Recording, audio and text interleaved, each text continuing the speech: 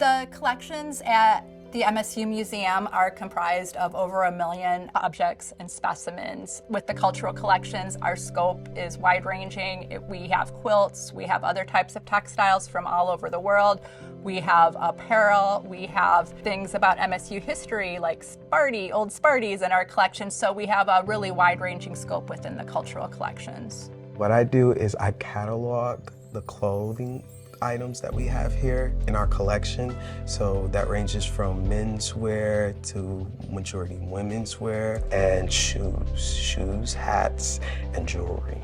One of the unique things about the MSU Museum collections is because we cross into so many areas and have such a range of collections, we have a really unique opportunity for interdisciplinary research and interdisciplinary thinking. I often tell students that, especially in this day and age, where a lot of folks are getting back to those traditional crafts and traditional food making and processing, and quilt making is one of those beautiful things that I think can allow for you to think sustainably. You can be using materials that are often discarded, and I often talk to them about the fact that you can make quilts, beautiful things that can either be artwork or something that can actually keep you warm, love and care for yourself and others. And it also is something that connects us with those who came before.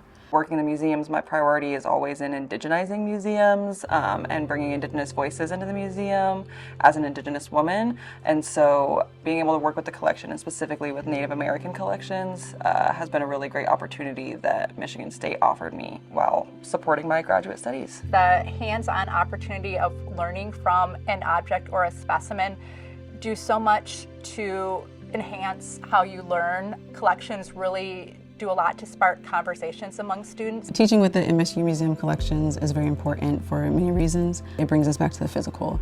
They're really used to seeing a lot of digital artifacts and kind of talking about things theoretically. But when they come in to visit the archive here, they actually get to see things and handle them, think through who made them, think through the processes of how they make them in a way that is more intimate and allows for us to really get through the stories and the backgrounds of the people who made them.